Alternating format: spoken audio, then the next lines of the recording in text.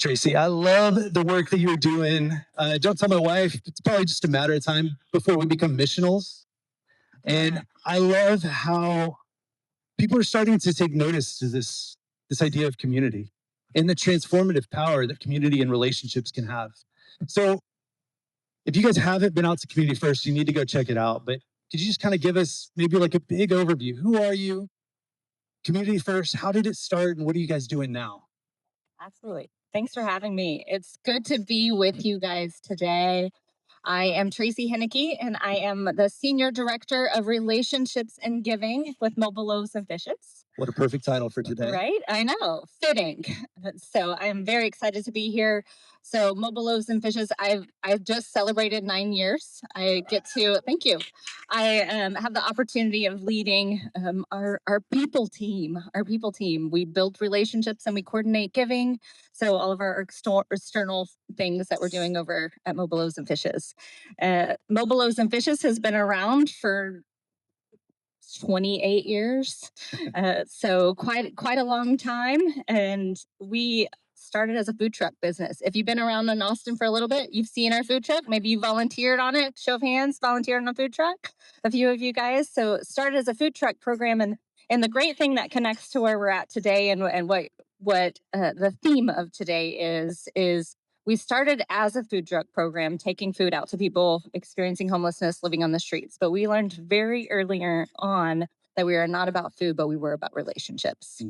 So, some things to note about our food trucks, which we still operate today, is that the people that are serving and being served are on the same side of the counter. There's no us or them in that, right? And so, building relationships, human to human, heart to heart. It is out of those relationships that we now see Community First Village. So in 2005, we bought an RV, picked up somebody off the streets, placed them into an RV park in South Austin, did that 20, 30, 40 more times, and started dreaming of this place, Community First Village, which master planned community for the formerly chronically homeless. You've already been invited. I'll invite you in again. Operating that, we have over 500 people living there today and growing. The Community First Village, I was just sharing this a little bit earlier to remember the name. It's a step beyond Housing First. You know, we have the Housing First model in our community and in our states. It is nothing bashing the Housing First model. We believe everybody deserves a house, right? But at Mobile Loaves and Fishes, we believe that the root cause of homelessness is a profound catastrophic loss of family. Right. So, with that belief, we believe that housing alone will never solve homelessness, but community can, and it will. Right. And that looks a lot of ways, but I'm here to tell you today, you are also a part of that community. So each and every one of these people, you in this room, and those that are not, are a part of that community. I love it. I mean, in a lot of ways, like this is kind of family collection of my favorite people who are doing good work, and we're trying to figure out how we lock arms and run with each other.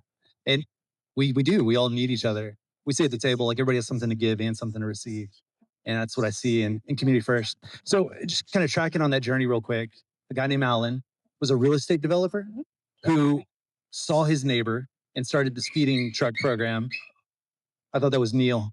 Um, and so saw his neighbor and stepped in to actually do something about it. Then out of knowing his neighbor, started Community First. And now this is like the standard for that housing Yeah, department. absolutely. Absolutely. It was really exciting too. So we believe that we're on to something. We're doing some great work here in Austin. We're expanding our reach across the country. It is a new model. We talk about Community First Village is the village, it's the neighborhood. It's 100 plus acres of tiny homes and community. If you haven't been, come out. Let's say it so many times, okay? So you're gonna know by the end of this, you are going to plan a trip to Community First Village, right?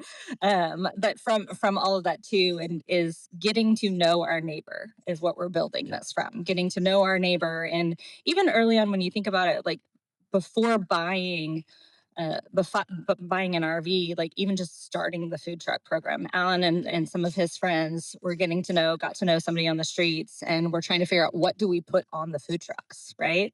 They had this idea of putting a phone card on the food truck, right? Great. They can connect with their family. They can connect with their friends. Well, no, that doesn't really work. They don't have that. Mm. They don't have anybody to connect with. You got to come in and be their family, be those people, right? Get to know them. What is it that you actually need? And it's not four walls and a roof, although that's important, right? You got to get there. But it is relationships. It's forging family. That's what we talk about a lot. Forging family, building relationships, getting to know your neighbor. And it's one of the things as we grow. I mentioned we have 500 people living here, living out at the village today. We are building, expanding. We have two properties under development, which will make room for almost 2,000 people in the next 8 or so years. With that, it's been really challenging for us over the past few years to think about how do we grow. We know how to build houses. We can do that. That's Alan's background. We bring professional people in to do some of that. But how do we grow community? How do we scale community? And what we say is we're going to scale that at the pace of relationships, right? We're going to get to know people. So one of those things too is like I'm at that time before we started this expansion, I knew all of our neighbors. Everybody that was living there, formerly homeless neighbors. I knew every one of them. Well, that was a little over 100 people, and we were going to 2,000 people. Nobody should know that, right? You can't know that many people very well, right? But if we look at even this room, but if we all take a handful of those people together, Yeah, we can make that. that's good. When we were prepping, like, and I got to go tour with you, and it was amazing. 3D printed houses. It's a crazy thing. Uh, we talked about, I mean, the answer is not four walls. And as a part of that, I was asking you, like, hey, what do you call these neighbors? Are they homeless? Are they unhomed? Like, do I need to be politically correct? And I thought your answer really struck me. If you could just kind of speak to the distinction between homeless and being unhomed. Yeah, yeah, yeah. I think it's it's a piece of just a political statements too of like how do you talk about this and is it unhoused? Does homeless? What does that mean? And we have chosen to use the word homeless at Mobile Loaves and Fishes because we believe that it's more than just having a home. We also believe that everybody in our community can be homeless. And kind of looking at that, it's not just about the house. It is what does home mean? What does that mean? That place of belonging. There are those safety, security, all of that. What does home mean?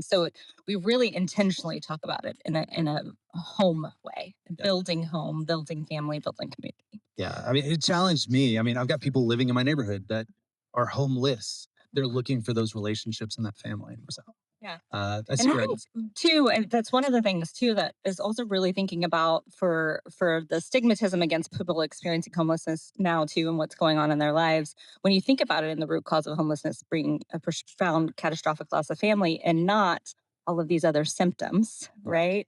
You can also see yourself in each one of those. So when you think about what's going on in their lives. If you had something going on, and I know you have, and you have people in your family that are having some really tough things going on, what would happen if you weren't there? What would happen if your sister wasn't there? That piece is you were just one step away from the very same thing. And you could Yeah. be in a house, right? Yeah. And it is still that break and what would happen with you. Yeah. Well, and that's a challenge to see our neighbor. But with community first, how can we step in and be a part of the solution? Like, what role does community play in what you do, You and know, it's my how can we be favorite connected? question. So We're all I'm moving. We're all so moving glad in. you asked. That is an option, and so we mentioned 500 people living there.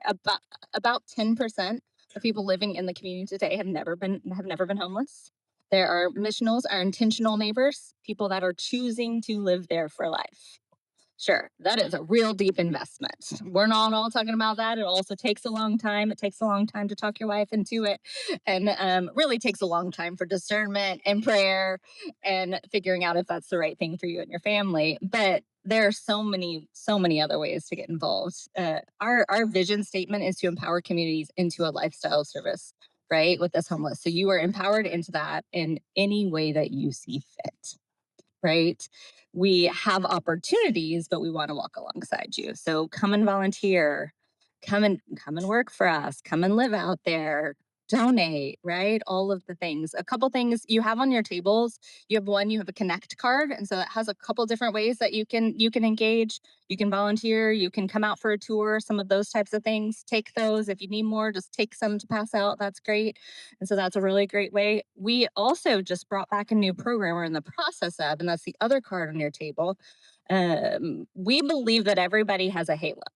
So that's a sphere of influence. So take these cards, spread them out. I know you know people that could participate in all of these things. So the community core card on there as well is a new program that we have kind of relaunching of on site, essentially year long missionaries. Somebody living on site, they will work with us full time. We'll have housing provided and kind of coming into that program. So share that out. And then I know I'm probably running out of time, but I have to tell you guys of this new program that we're talking about. And if you want to know more, come and find me. I've got a couple of colleagues in the room too that will be happy to talk to you. But in this growth aspect and in trying to scale community, we are building new homes, but the key thing that we're doing is we're building them neighborhoods at a time. So we're building neighborhoods of 40 or 50 homes intentionally, and we'll be moving people in intentionally in that. In our hope, we're calling this our neighborhoods of knowingness. This is a design concept that is moving to a program. So our hope in that is to invite churches and to invite businesses and come in and will you partner with a neighborhood? Will you come in and invest in the neighborhood? So we're already looking at 500 people.